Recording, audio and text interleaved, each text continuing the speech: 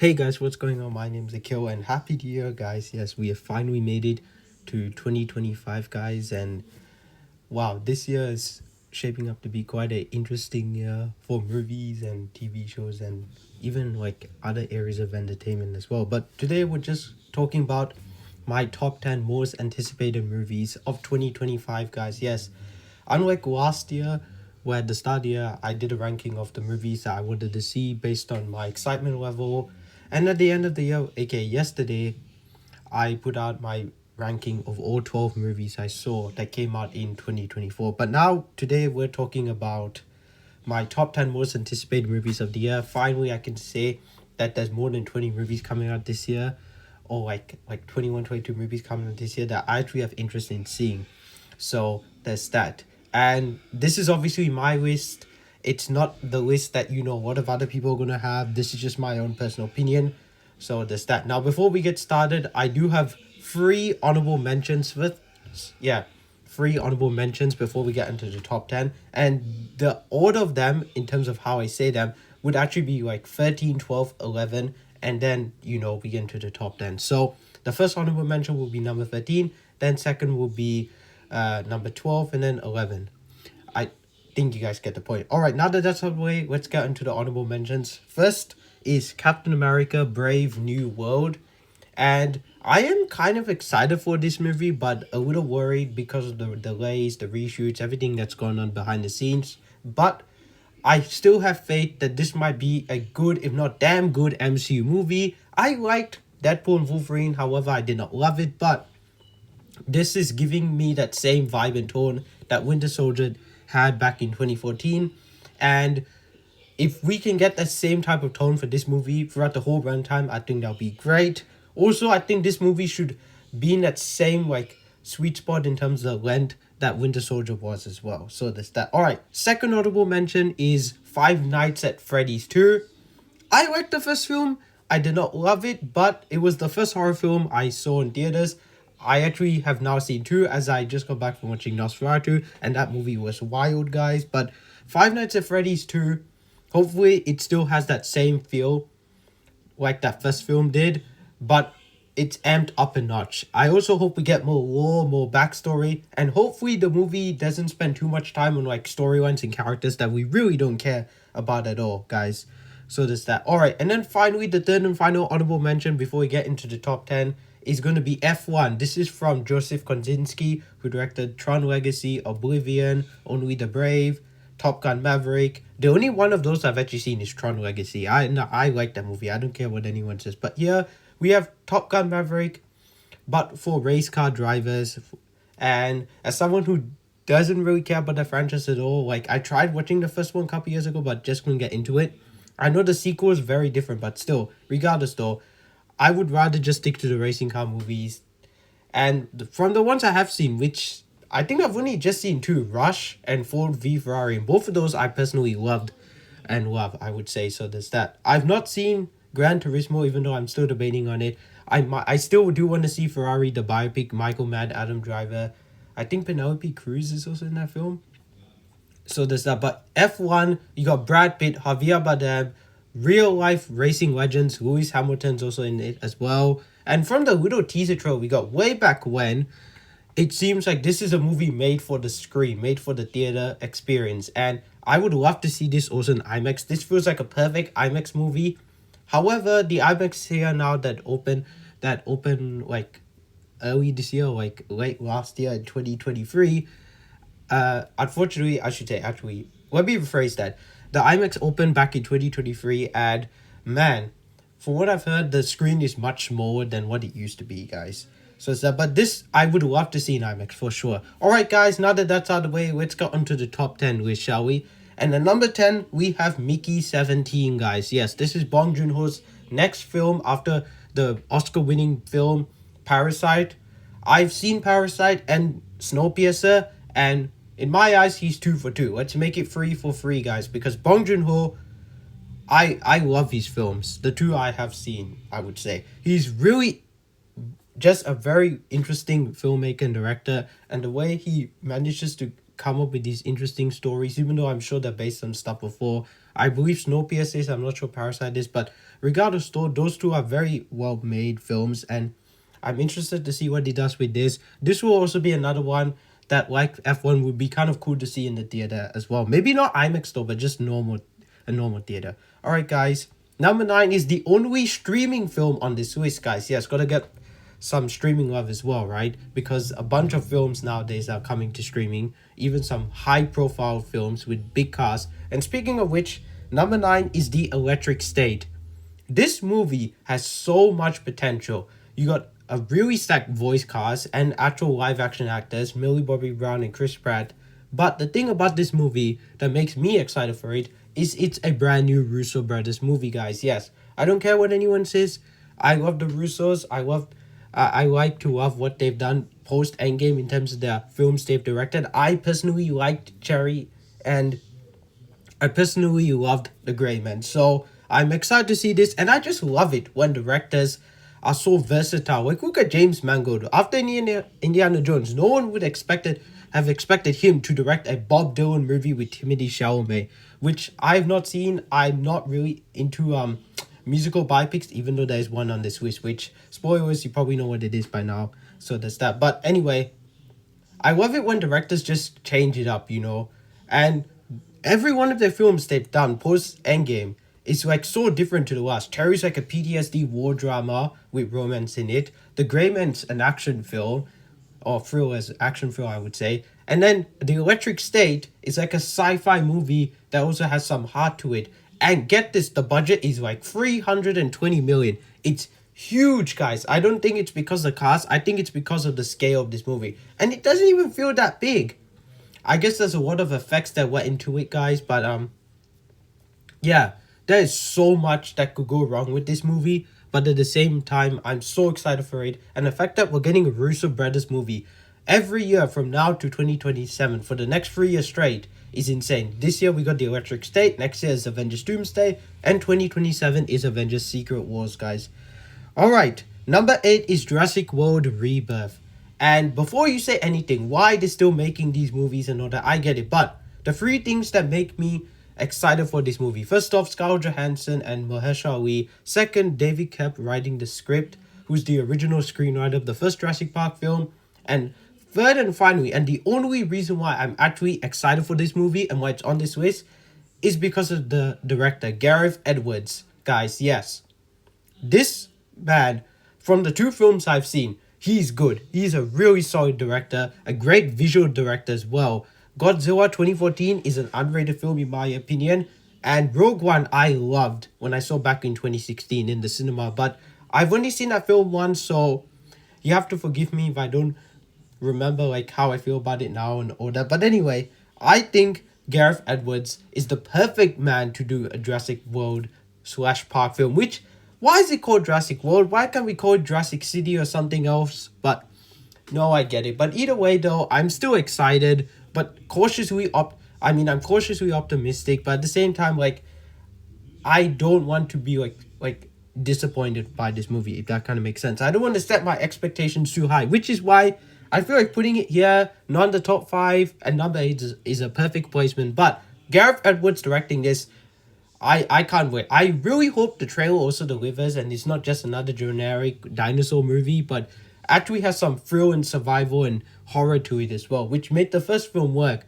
And while I don't love that first Jurassic Park film, my favorite in the franchise out of the 6 that have come out easily is Jurassic World 2015. That movie's awesome, guys. I don't care what anyone says. Alright.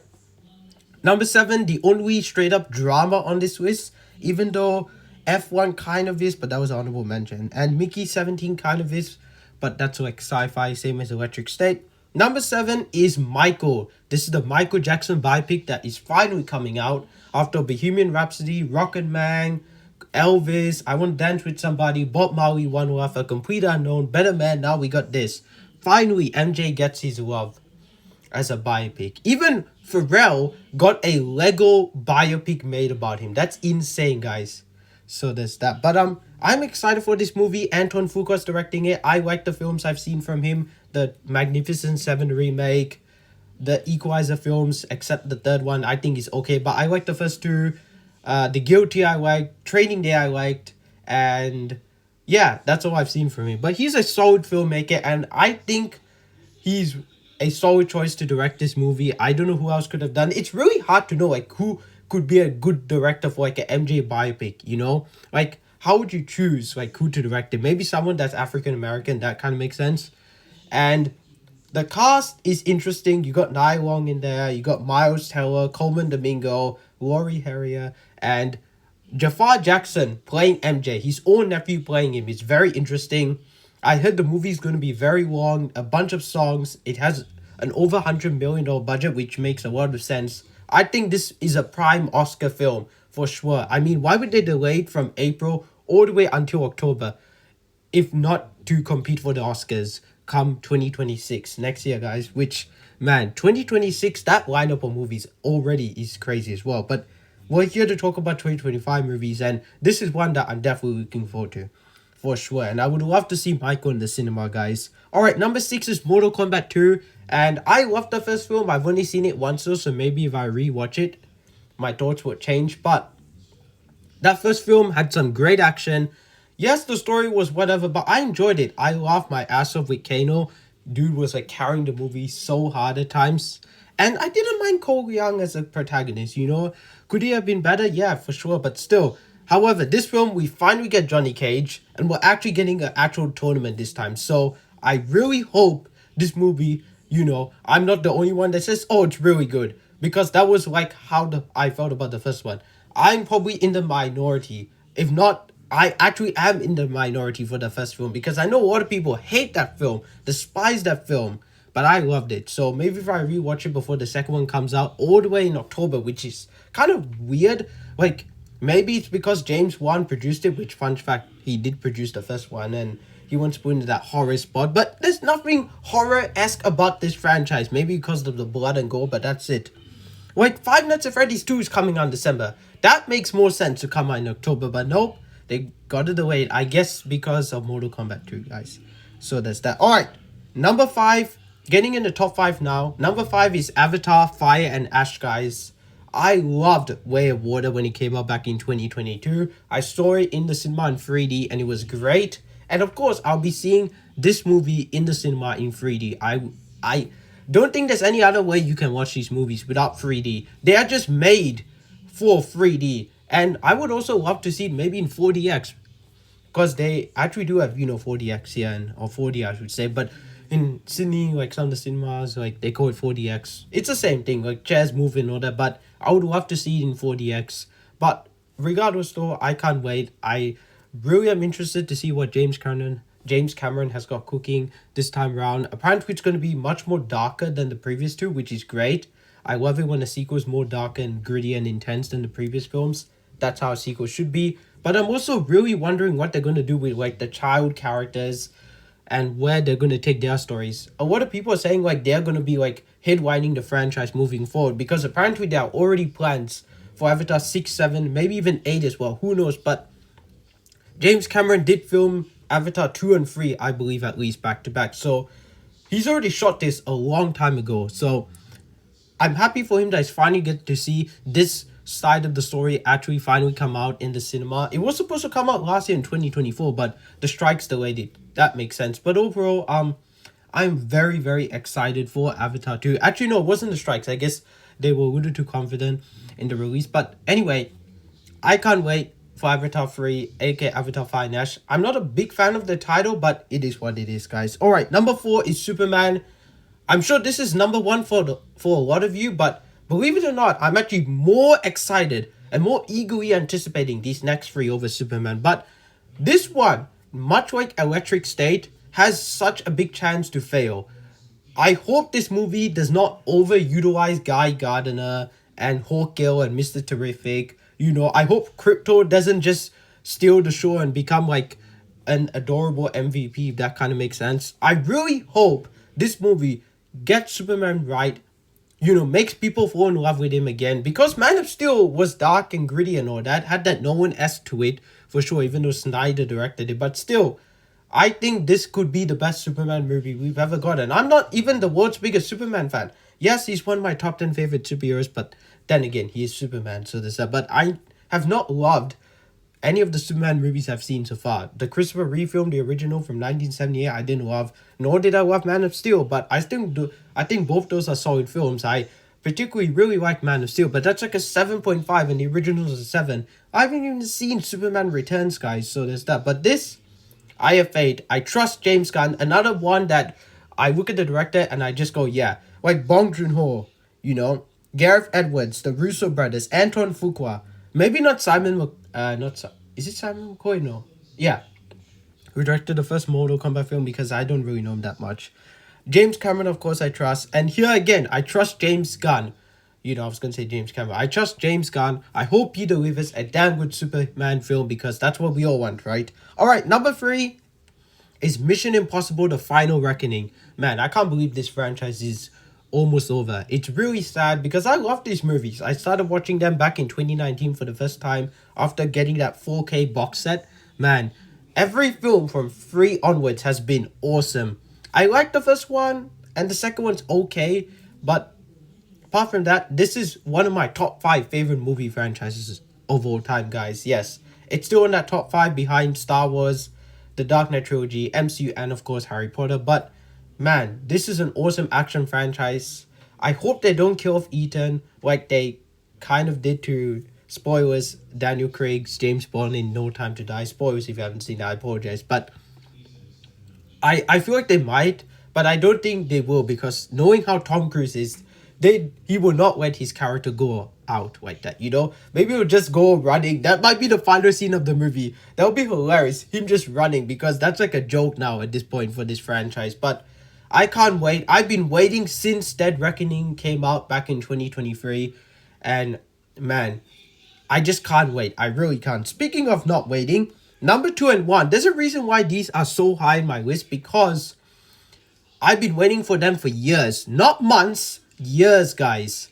Alright, number 2 is The Fantastic Four First Steps, or is it just called Fantastic Four First Steps? I think it's The Fantastic Four First Steps. Whatever, anyway.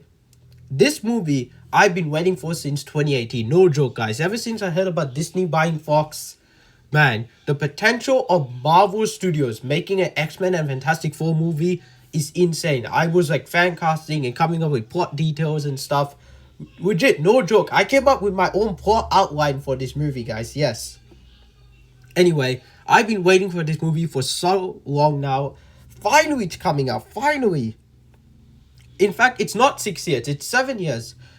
Or maybe close to 8 or 9, 10 years. But I've been waiting for this for such a long time. Finally, we're getting Fantastic Four in the MCU. Finally. Like, after Spider-Man, this makes so much sense, guys. I mean, we got the X-Men, but not really. So, let's hope that the Fantastic Four delivers a damn good Fantastic Four movie. Much like how Superman hopefully will deliver a damn good Superman movie, guys. Now, just like Superman, I'm a little worried. Hopefully, you know, Galactus and Silver Surfer are not botched and butchered. I also don't know why they want to start off the Fantastic Four franchise in the MCU with Galactus being like the big bad right off the bat. But I'm guessing they're saving him. You know, they're just using him sparingly throughout the film. I hope. You know, I hope he doesn't have like the world's biggest presence, if that kind of makes sense. Like, I hope like they use him, but don't use him too much to where, you know, they take away the threat of him, you know? Like, I just saw Nosferatu, and even though he's on screen, like, quite a bit, there are times where you don't even see him, you just hear his voice. And I hope they use him like that. Which, funny enough, Ralph Ineson, who's in Nosferatu, is actually voicing Galactus, which I find crazy, guys. I love how these things just turn out. But anyway, I'm excited for this movie. I hope it delivers. Man, it's about damn time the Fantastic Four, Marvel's first family, finds their home in the MCU. And finally, number 1. Out of all the movies coming out this year, I don't care what anyone says. This is my list. You guys are going to hate on me and shit on me for putting this at number 1. But regardless of how you feel about this movie, my number 1 most anticipated movie out of any movie coming out this year, the one I've just been waiting for 10 whole years, a Minecraft movie. Yes, this is my number 1 most anticipated movie of the year. Why? It's simple. Like I just said, I've been waiting for this movie for a decade, guys. Ever since 2014, when I went to Movies Insider and saw like a poster about it and saying like Minecraft is in development, I was like, wow, okay, what you getting here?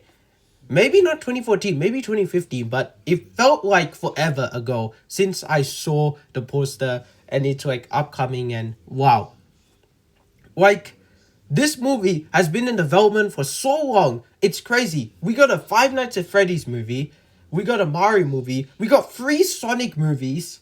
You know, we got so many like different types of superhero movies before this came out. Like, it's insane what we got before a Minecraft movie actually came out. Like, this and GTA, not 5, GTA 6 needs to be up there in terms of like long lasting development. We even got Avatar 2 before Minecraft. That's crazy. But anyway, I can't wait. I've been waiting for this for such a long time. The game's still my favorite video game of all time. It means so much to me. I played the game the most out of any game in my life. More than GTA 5, more than Fortnite, more than any Mario game I played. Minecraft is a very special IP, and I'm sure, like, how it is to me, it means so much to you and a lot of other people around the world as well. But I can't wait. I really can't wait, guys, for this movie. I hope they don't stuff it up, because if they do, I'm gonna be so mad.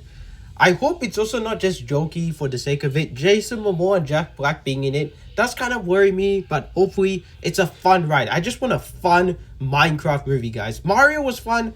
Five Nights at Freddy's was fun. Sonic, the first one was kind of fun. It was okay. Sonic 2 was fun, better than the first. And Sonic 3 was awesome. That was also a blast, guys.